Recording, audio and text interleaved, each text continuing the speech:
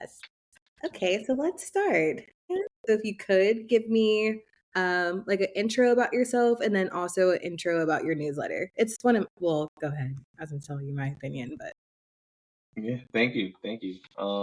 And please do. I'm curious to hear your opinion for sure.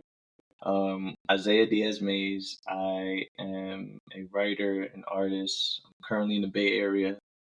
Um, from Hoboken, New Jersey. Shout out Hudson County. Um, and I write about. I think I write about all things my people and my people. I'm Afro Latino, so Puerto Rican and Belizean, but from Garifuna people in Belize. And if you're not familiar, um, just Google Garifuna people when you get a chance.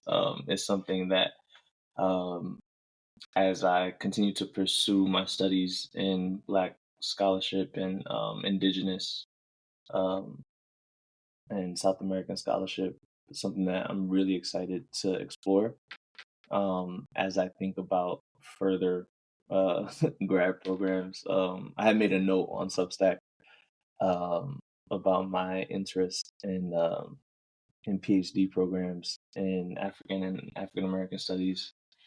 Um, but yeah, anyway, so if y'all have a chance, just Google the Garifuna people, which are Central American and South American, um, with uh, derived from African ancestry and have been there for hundreds of years in those communities, and very few people in the world know about them. So shout out to us. Uh, but yeah, and I'm in an MFA program in California College of the Arts in San Francisco. That's why I moved out to the West Coast to the Bay. The main reason I did, other than just it's always been a dream of mine to move 3,000 miles away. Um, and yeah, I'll start there. Oh yeah, my newsletter is called Echoes um, on Substack. I started it in November of last year, and literally just on a whim. Like I found out about Substack on Instagram. Um, I heard about it before, but then like my algorithm just like put other writers who publish on Substack like on my I guess explore page, and I have so many things in the tuck, and I was just like, you know what, like I'm gonna just find a place to put these things out, Mhm. and we could talk about like yeah, I'm sure we'll talk more about uh just like building community on there, and I'm curious to find out how you have built yours and like your I guess your vision of when you started it, if you did have a vision, because I didn't. I literally was just like, whatever, I'm gonna just post this, um, and yeah, that's it. That's I guess I've just been just finding a cadence like between November and now, um, has in turn like built a community, which I is how I'm even here speaking with you, and just that process has been just beautiful. Is how I would describe it. So that's No, it. I love that. No, because I was curious. I feel like November is how many months ago? 12. No, that was really bad math. It was I'm gonna figure it out. But I feel like it seems like you've been on Substack a lot longer, but I think it's also because you post like you make a lot of subs like newsletter editions. I feel like you post the most, but I think what I like about your Substack from many that I follow is that you post consistently. So like I always have something from you in my inbox. I feel like three to two times a week, something like that for the most part. But I feel like it's always good content, but it's always something kind of like different that makes you think. So I know sometimes you may have um like your Emancipation of Catalina Valle. like that series that you've been working on, which is actually I have questions about that. But so you have that, you have your four lovers, you have a few other things too. So I was curious, like, because you're posting so frequently and you're posting such different content, and then you are also in school too, like, how do you find the time to balance everything? And then also, what's your like creative process, I guess? Yeah. Uh, yeah. Wow. That's so interesting to hear. I don't. My Yeah. There's just a little. I'll try to answer it in chronological order. um. Thank you for that. By the way, I appreciate that. It's always interesting to hear how people perceive your work. And um you had mentioned that it feels like I've been on Substack for longer, and that's not the first time that I've heard that. And um, I how do I say, like, when I first started it, damn, there was so there was so many things that you said. I'll start um with the, like, starting it and then getting to a cadence. Once I Around my birthday, honestly, uh around my birthday's in March. And then I remember uh just in life, like, having so many things to speak about, from uh my mentality changing, to my emotions, to things that are happening in the world, that are continuously happening, have been happening. And I had so much to get off within that month for some reason. Like, it seemed like in March, like, there was so many things that I had to say.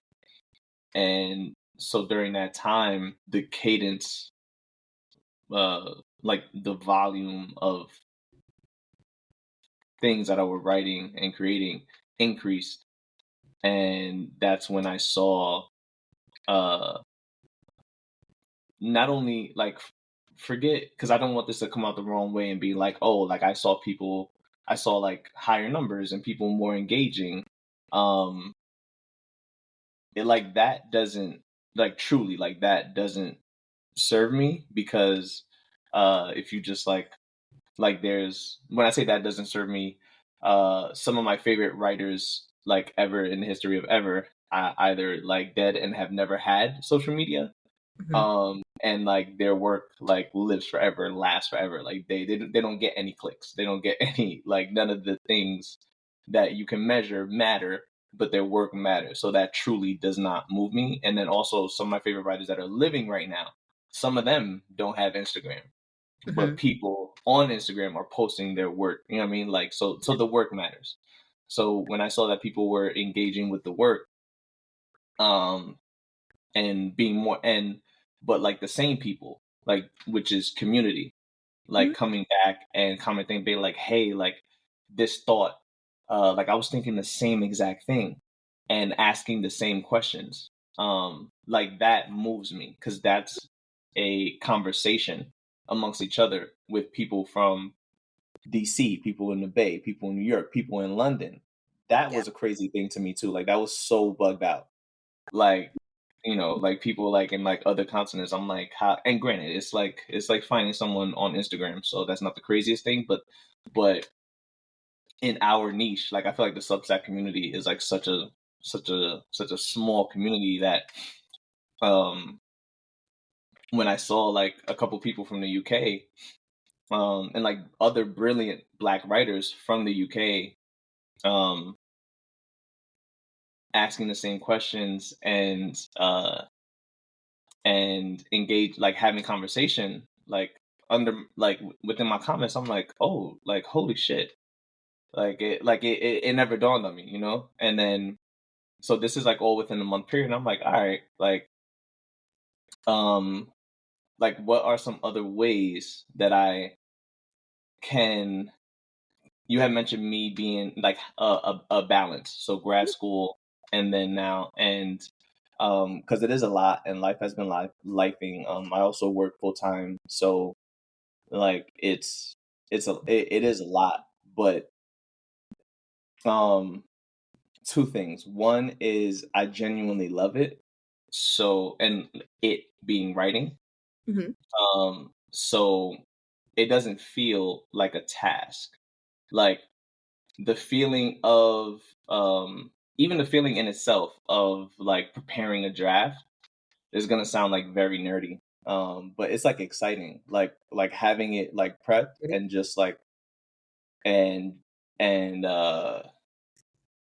I can't really center like one singular feeling. Like it just feels like it feels way better than completing a task for work. That's for damn sure. Like Yeah. for damn sure.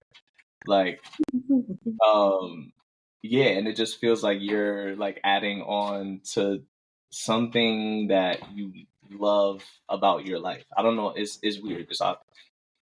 But once I increase that and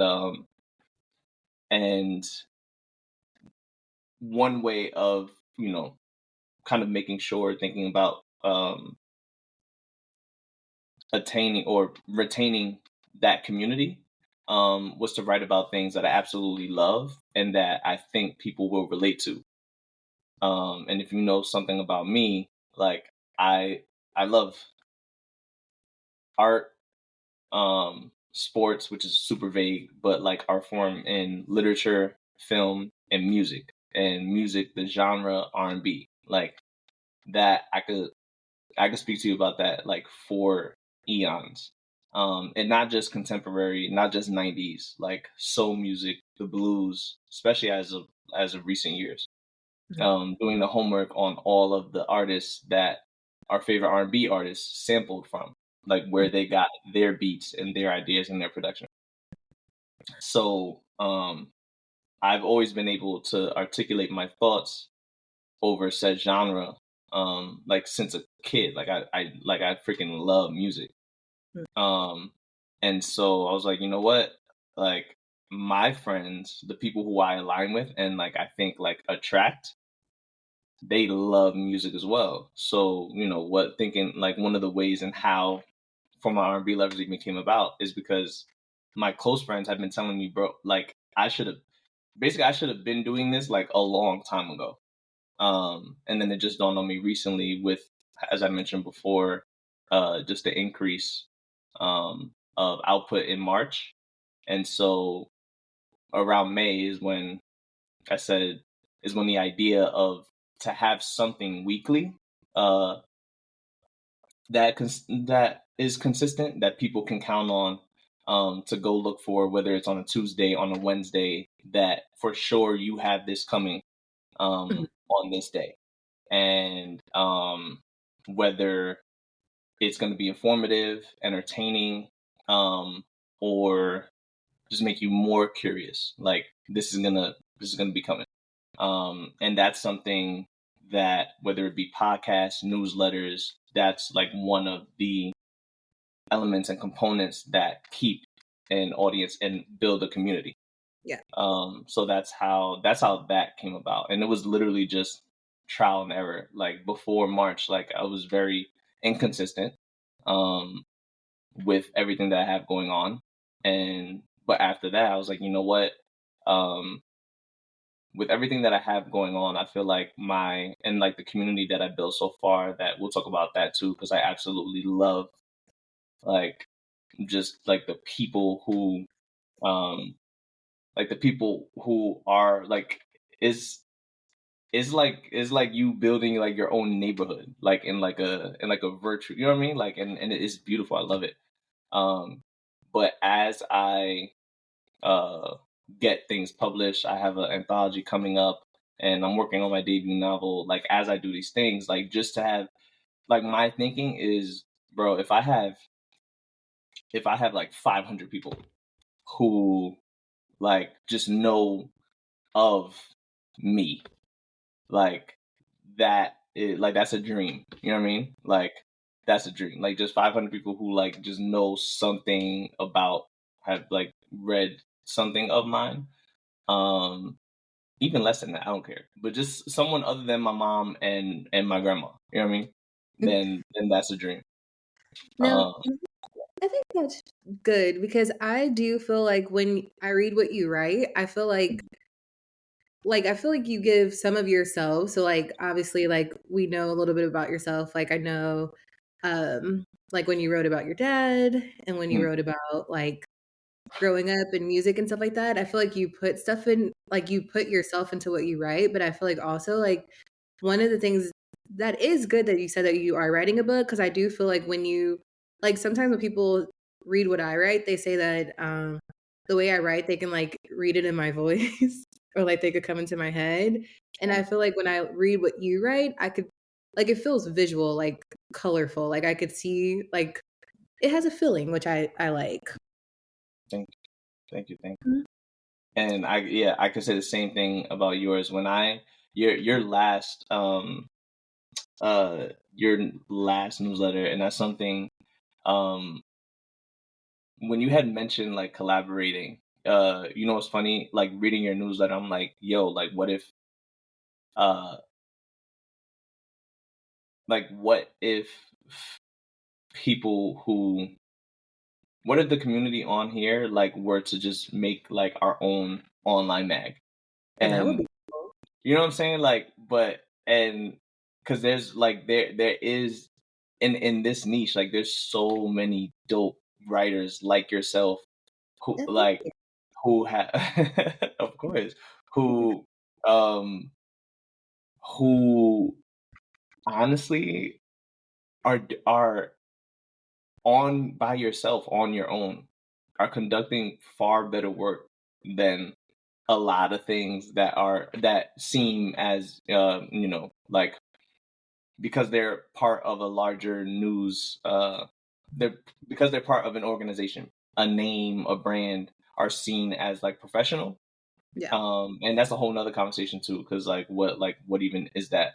um and I love like this current digital age because like part of Substack itself is to not wait to be published by the big Yeah. brands and the big names and to take matters into your own hands. And so um when I see the newsletters of others that are so freaking dope that are talking about very similar things in such a different way, but in beautiful ways, that makes me think like, yo, we uh bridging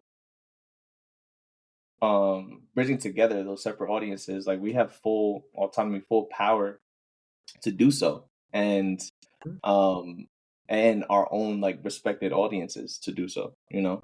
Yeah. So that's one of the things I thought about. And like in that same thought, like later on that week, or whether it was the next week, but that's when I was introduced to you. So it's just funny how things work out in that way. No, it's true. And I feel like I used to write for like magazines like back in the day. Well, not like hella days, but like some time ago. Uh, Yeah, and I think the thing I like about Substack is that you, like you say, like the community that you have, like I like that you can directly see the impact or how people are receiving what you write versus having to like wait or see go through tons of comments. Like the yeah. one-on-one connection that you have with people, like I think for one, the people who are on Substack, because I do feel like people on Substack are more likely to Substack each other back or like make comments Hmm. to someone just reading it in their email. But even when you get like a note or someone likes it, like obviously like it doesn't necessarily matter the metrics or like what you're seeing, but it is nice to know like I had this idea and I could see that it's actually resonating with someone versus just putting it out into the universe. Yeah, for sure. Agreed. Agreed. It's so much. Like even when one person, Mhm. it's so fulfilling, you know.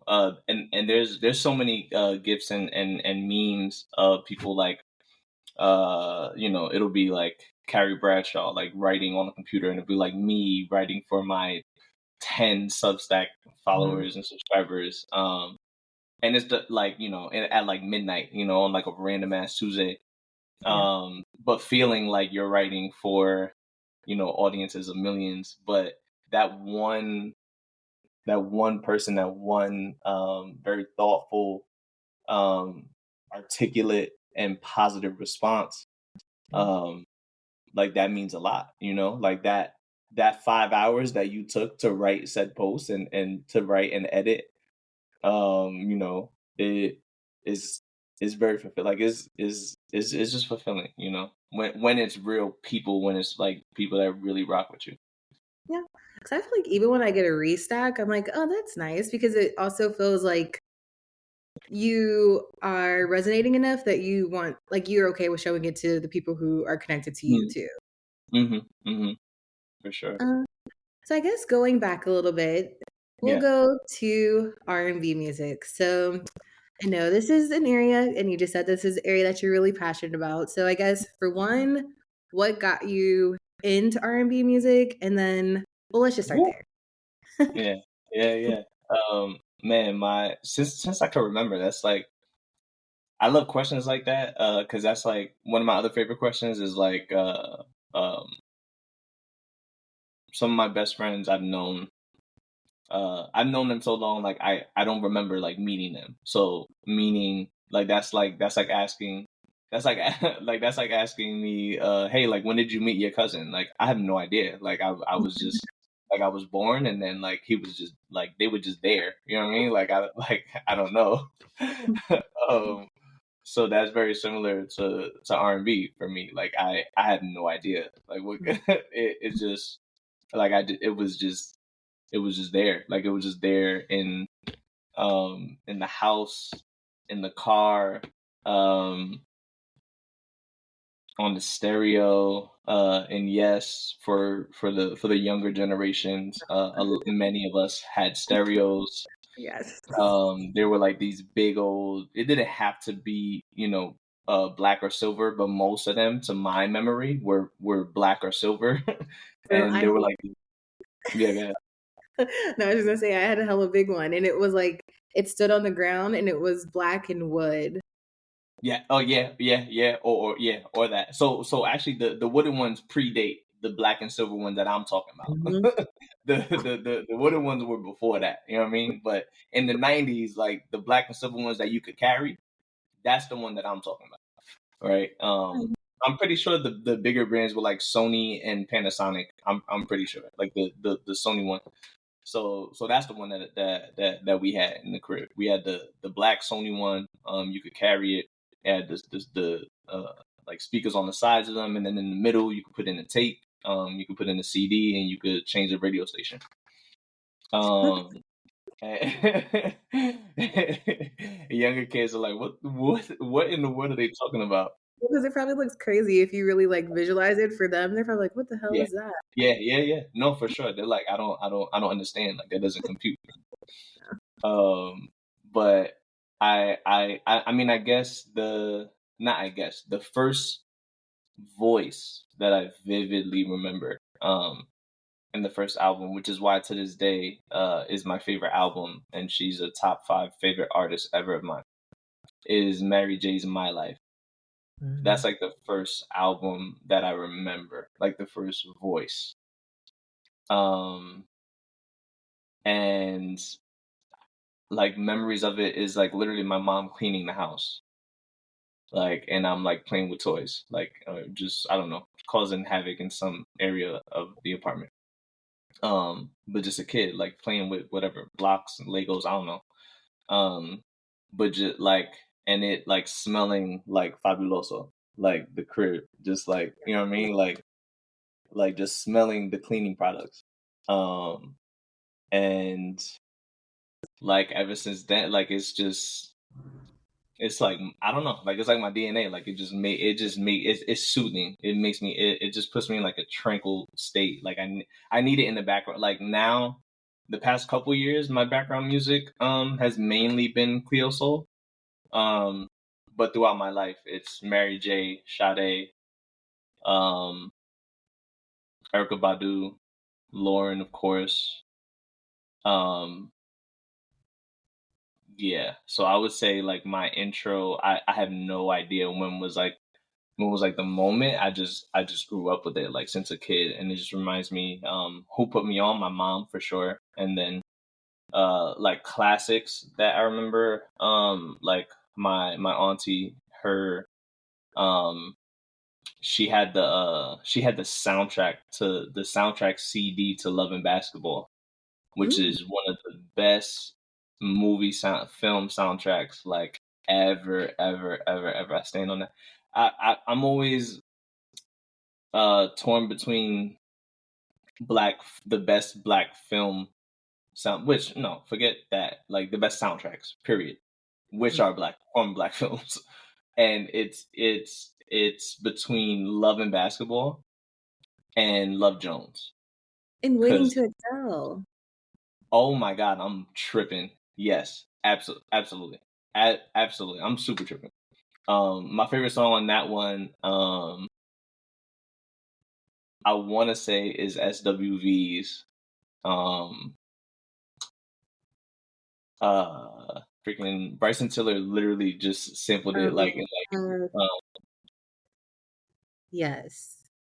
Yes. I feel like you know the exact song I'm talking I about. can hear it in my head, but I don't know Yeah, yeah. exactly. 100%. He Bryson Tiller sampled it on Inhale on his anniversary album, and then I'm like, wait, I I know that song. Like where is that from? And then went to the Googles and I was like, wow. And then that brought me back to the movie. I love when things like that happen. Like I love when that happens, and it brought me right back to the movie, which at that point, this was like 5 years ago. I hadn't seen that movie since I was a kid. Um, so rewatching it was lovely. R.P. Whitney. I know. I know. It was just her birthday on Sunday, Saturday, the Hmm. 9th. Yeah. Um, but yeah, so yeah, those three for sure. Like those three I would say, have the best soundtracks. But anyways, the initial question, as far as like when, I have no idea. Those are some of my earliest memories. But who? My mom and my auntie for sure. And like the artists were Mary J, Sade, Erica Badu, and Lauryn Hill, and SWV as a group. Um, the best group of all time, in my opinion. Yeah, Might be a hot take, might be not, but that, like, that's what not I know hot. is TLC, Destiny's Child, um, but like, yeah, like those first two, those first three albums, which I think are the only, might be the only albums. But that first album, insane. And I think uh that second album is super slept on. Um, And I yeah. don't think that's a hot take. Like, you know that one of my favorite things to do is to watch like old episodes of Showtime at the Apollo, and I always watch Oh man. performances. Oh man. But I feel Yes. like I'm kind of similar to you because I think too, like the newsletter that you wrote that was about that, and you were talking about like growing up. It really made me feel like myself because, like, for one, my first favorite group was In Vogue, so like that was like my first concert. I went to go see In Vogue. Like I was like a little tiny kid, obviously. Yeah. But like my mom in the house, she would always be playing Mary J. So she would play My Life, but she would play Share My World when that album came out. Like that Ooh. was her Ooh. album. And she would play it Oh, all the time. And yeah. then I was also a Brandy kid, so she would play Brandy for me, but it would be like a mix of that, SWV. It would be like Jade. She was also a very big like guy girl. Okay. Okay. That Okay. sounds really funny. Yeah. She would she would play like a lot of guy and like New Jack Swing stuff, but Yep. then she would play a lot of Barry White. But if she played Barry White, I knew I was gonna get in trouble. It wasn't like I was like, oh, okay, practice when this preach comes on. I know I'm about to get something bad happen. Yo, first of all, listening to Barry White and then associating that with like something bad happening to you, I think is hilarious. No, I knew I was gonna do That's like something the opposite of his music. exactly. No, and it wouldn't be like bad stuff, but it may be like I left my Barbies out, and she's like, "You need to come pick up your Barbies," or Uh, it okay. would be like stuff like that. Mm, But it was like, yeah, kind of that. And then I think as I got older, like some of my memories that I have are around R&B. So like one of mhm. my favorite memories is when I first heard Groove Theory Tell Me. Oof. And I was at a party, like at my cousin's party, and she had a house in Richmond, but you like looked down, so I guess it was like a loft or something.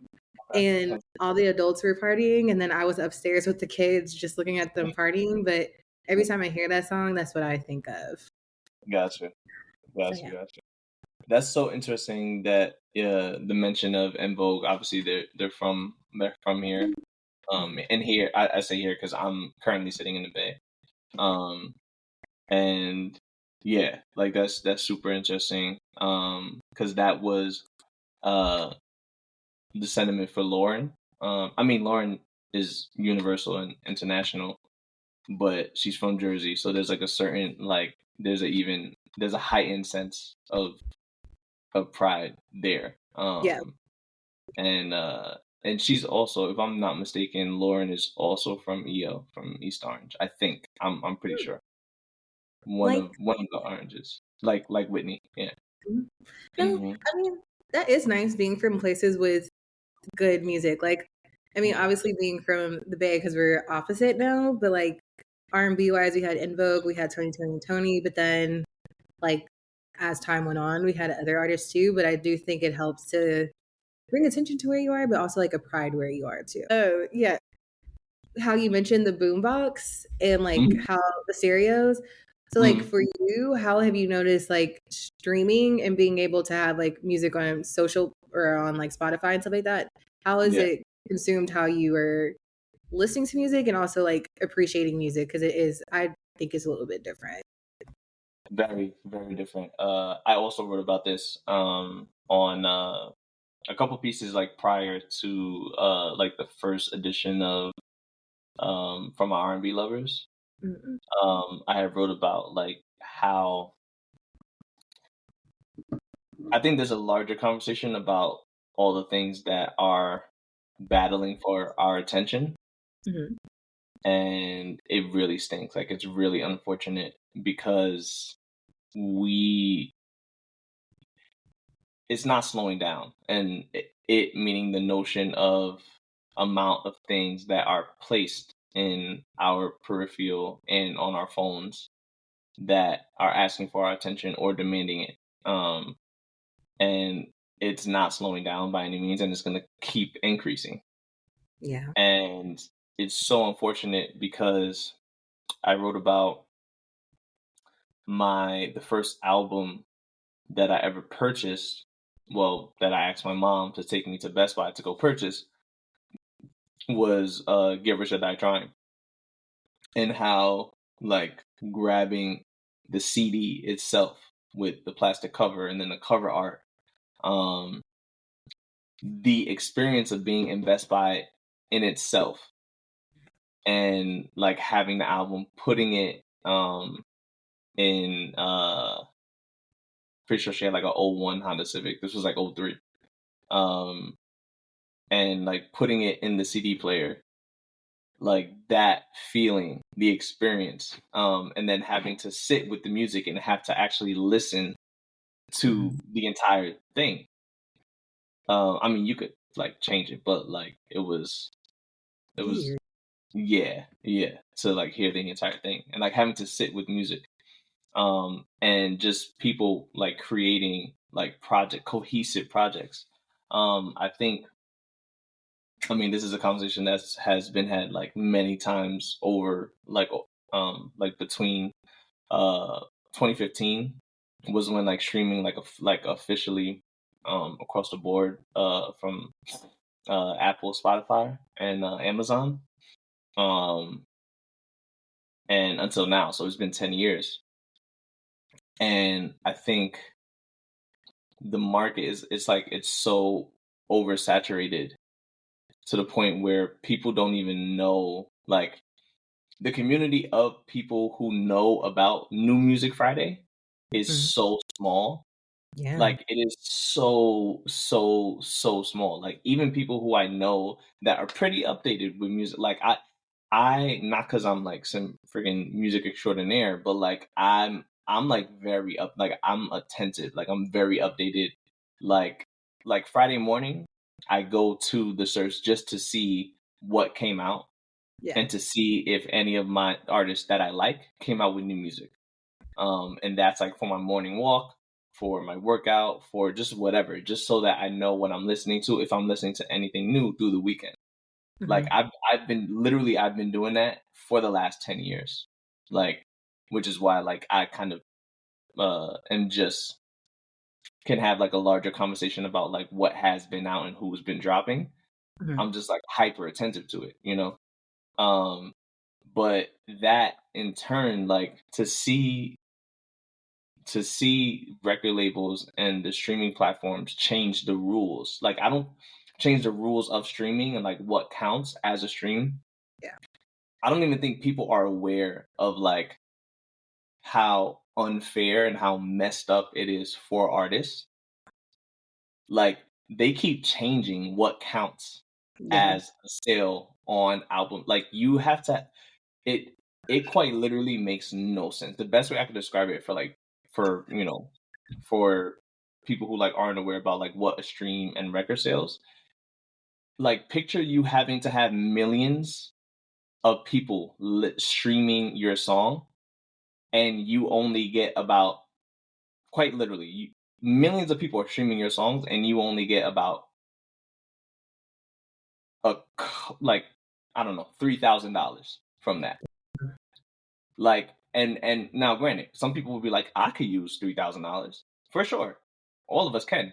However, But what I'm saying is when 8 million people and I'm I'm just throwing out numbers, but this is like if you research like the details of like what counts as a sale and mhm. like a sale meaning like how many people like what counts as buying your song or buying your album, it's literally you have to have millions of people, mind you, there's 8 billion people on the world. You have to have millions of people to stream and listen to your song for said artist to only have to maybe make a couple $1,000s off of that basically that means that you have to uh basically that means that you have to be like who you like who's the artist I can even name, like you have to be Georgia Smith for you to like be profitable. Georgia Smith is an incredible R&B artist, um R&B house music, um but you have to be a like household name in some areas for you to even see like some profit, which is absolutely insane. Like that's the craziest thing. That's like asking the impossible because she's a superstar. She could tour globally. Yeah. And the reason why artists tour globally because that's how they make money. Yes, and I think that that's also another thing that's been frustrating me because that's how like, coming and touring, that's how they make their money because obviously they're not getting that much from streaming, but now even the process of buying tickets, like, I remember back in the day, you could just go on Ticketmaster, buy your ticket, move on, but now even, like, how that process is, like, I was getting a Dolce ticket the other day, and I never was able to get the ticket even though I had been in Ticketmaster for, like, an hour and a half. I think even, like, seeing that process it's frustrating as a music fan, because you know that you have these artists that you support and that you want to go see, but that's Mhm, even making it a lot harder too, because I think a lot of people who, for one, are, like, diehard fans of those people who would wanna go see them, they don't have the opportunity to do that either. mhm, mhm, for sure. And it and that's another thing. Like that's a whole nother lane in this new era is like there's no there's very few mom and pop uh not that there was a boatload before, but like Live Nation and Ticketmaster, Monopolize. if people like it's absolutely insane. And granted, this happens in every single industry. Like it's not just art and entertainment, but exactly like you said, monopolies cornering the market to where you can only find 98% of the artists that you are going to go see on tour. You can only find it here. And we're not only are we going to add a fee just cuz, like just cuz, but we're going to add a fee for no other reason. And not only are we going to add that fee, we're going to add another one just because we can. And you know what? Before you sign off, mind you, they list like these fees, and it's like water fee, breathing fee, just existing fee, just because I feel like it fee. Yeah. So that by the time you're done with all the fees, in said artist show, who was $80 like for a ticket, and that's like one of that's like on the like you're like a pretty big artist, but now the ticket is $200 a pop, like per person. Like, so like my question is like, I already know that the artist has to give the venue a cut off of the ticket, but like where is all like why are we paying y'all $120 off of the artist who's charging 80?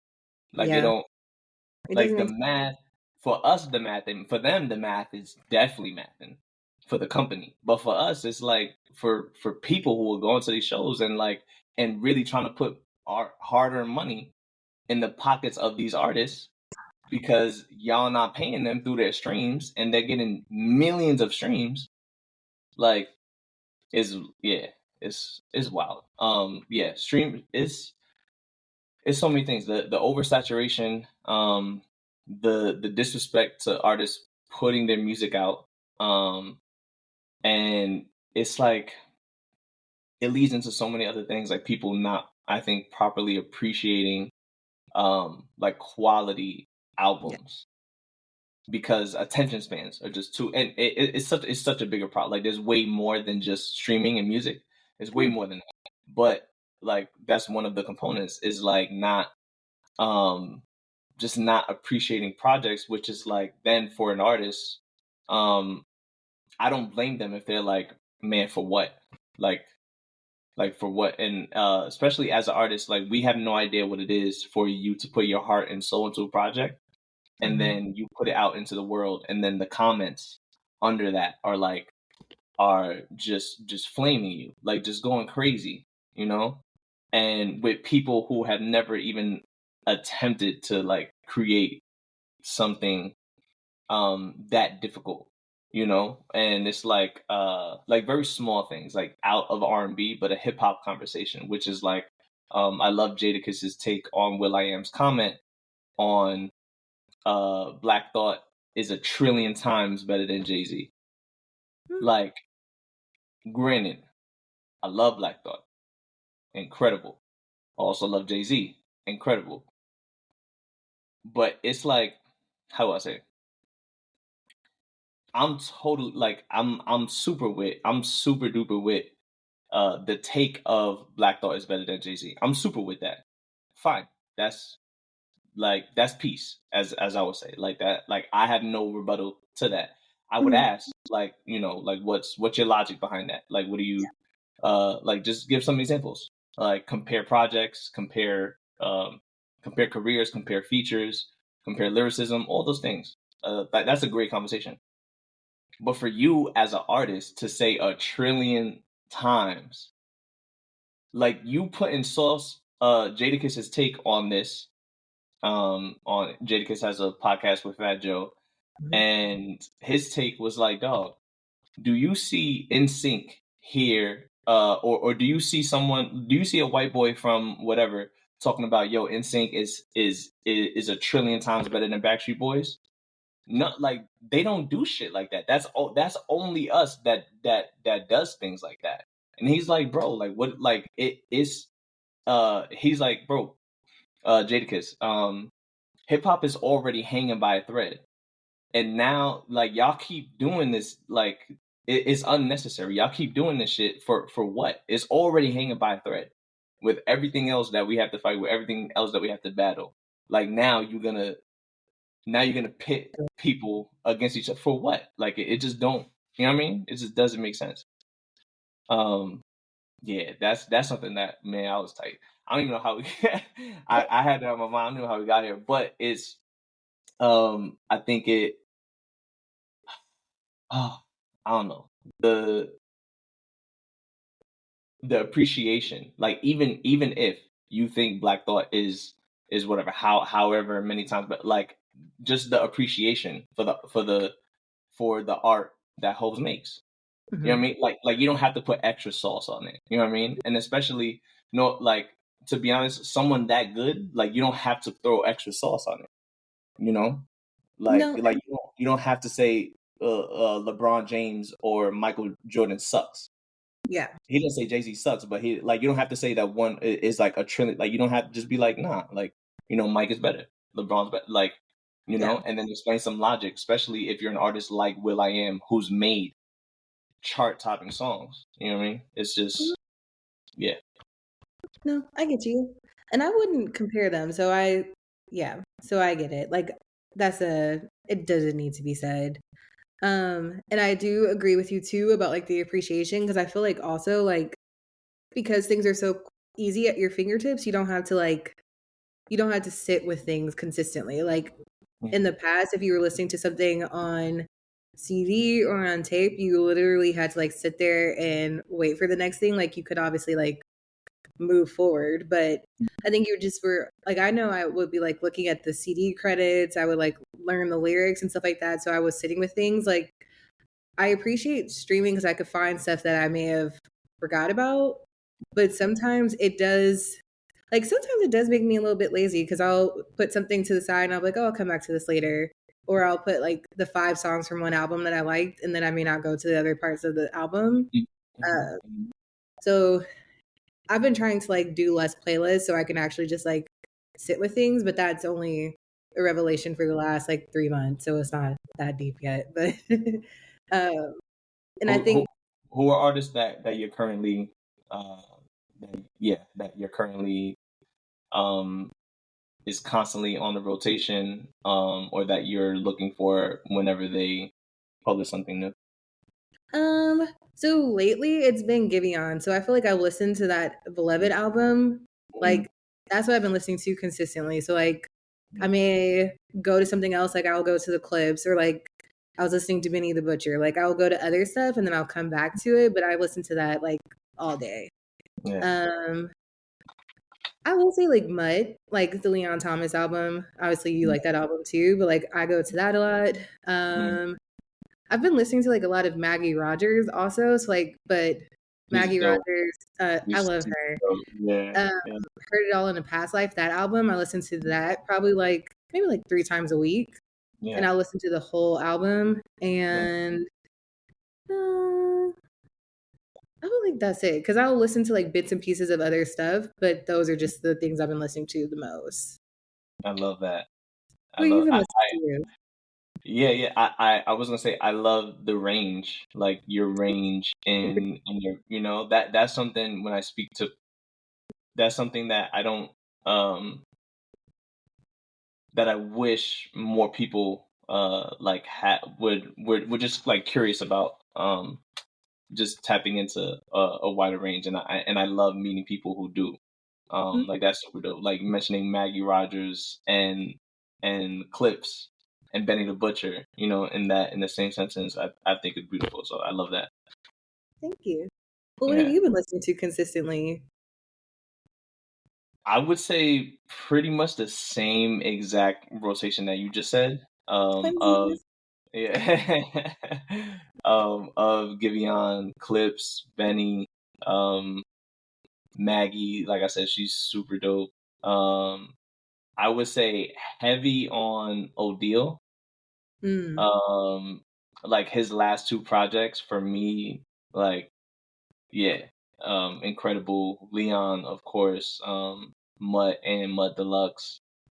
My take on Leon and on Mutt the album, I think the way that my dad and my uncles view Donnell Jones's Where I Want to Be, like what that album meant to them, that's what Mutt means for our generation and will mean moving forward, I think. Mm. And for the people listening to this, like, if you're not familiar with Where I Want to Be by Donnell Jones, the album, or if you haven't heard it in a long time, I highly suggest that you do. I highly suggest that you either discover it or revisit it, because although Donald Jones doesn't have the fame of the other R&B artists like from that era, late 90s, early 2000s. I think Where I Want to Be came out in like 98, I think. That sounds about 98, right. something like that. Donald Jones doesn't have the fame that a lot of artists like at that time had and continue to have. Obviously, like Usher is a mega superstar, rock star. I would say Genuine has like a lot of like fame, right? Mhm.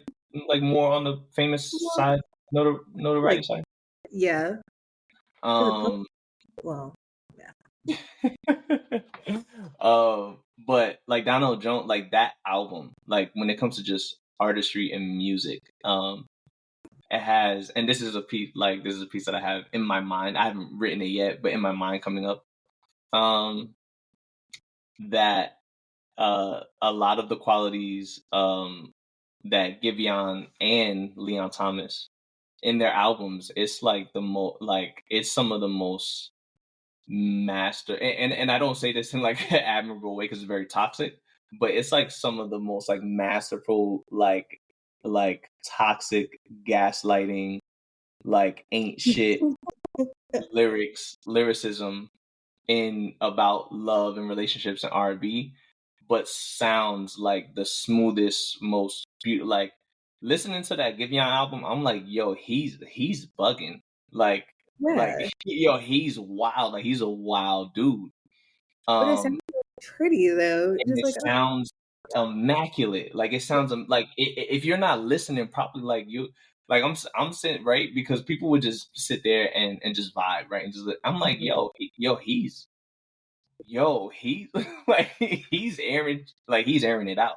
Like Yeah. he's just letting loose. Where I Want to Be, Donald Jones' album is yeah, like if you listen to the album, it is like that was that like 30 years ago. You know what I Mhm. mean?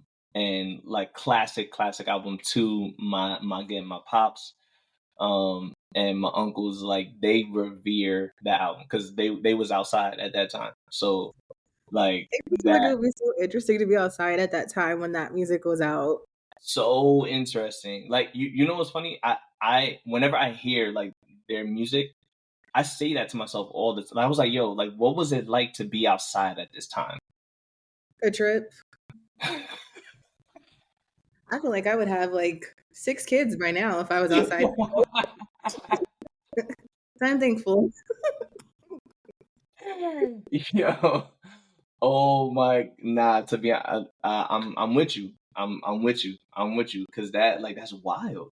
Yeah. Like that's like for y'all to have that music at that time. Like I just want to be outside. And granted, yes, I was alive. So, but I was like I was like I couldn't speak. You know what I mean? Like I didn't have words to put together back then. But like to be out, like to be 21 years old, like in 1998.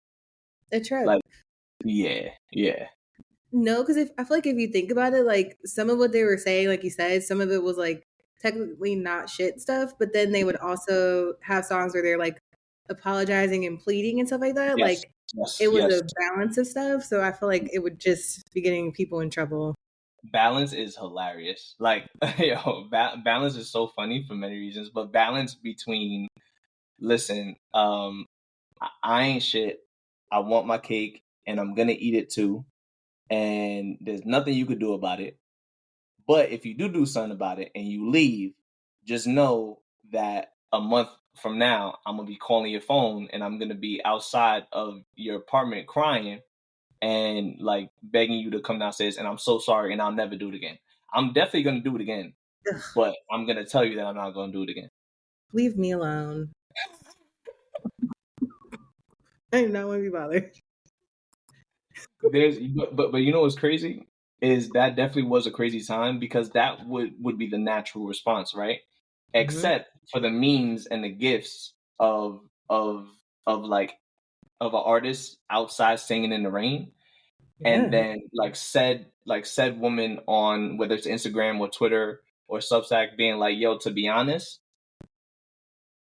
if someone was outside my window like this, I'm going down I'm going downstairs.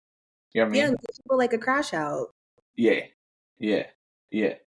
And so that's why like being outside at that time, like I want to ask like that whole generation, you're like, how was it? Like how was life in your 20s in the late 90s? Like how was that? Explain that to me. It would be I want to interesting. It would be hear. very interesting. You should do a series about it. Yo, the stories. uh, Yeah.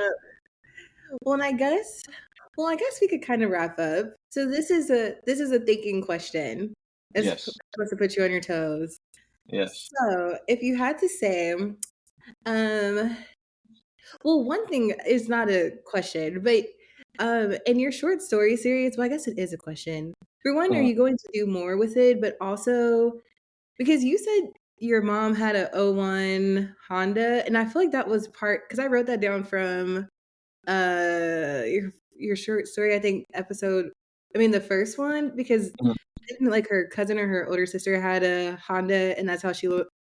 Yeah, I thought about that when you just said that earlier. mm, mm. But this is my thinking question. So if you Yes. had to say, what are your five favorite? They could be R&B. Oh, let's just do R&B. Your five favorite R&B albums of all time. Oof. Because I could like mine would be. Well, I think mine are like R&B neo soul, even though R&B like neo soul and R&B kind of dibble Mm-hmm. dabble. Mm-hmm. For sure. For sure. Okay, so my five favorite. Oh, damn. Your five favorite today. Damn, damn, damn, damn. Um, wow, that's really good. See, it's a Like it's thinking. so yeah, yeah, yeah. Okay, just so I'm not here for like an hour, just like Wayne. I gotta go. You know what? I'm gonna do two from the new school that I could absolutely never live without. I'll do that from the new school, and I'll start with like real new, like as of 2 years ago. My favorite album of the 2020s thus far, like favorite album, like I'm talking about like um uh wow, like yeah, it's crazy. I'm about to say this. Um, my favorite hip hop album is Mr. Morale. And I think that that's gonna end up. I think that that's like later on. I think that that's gonna.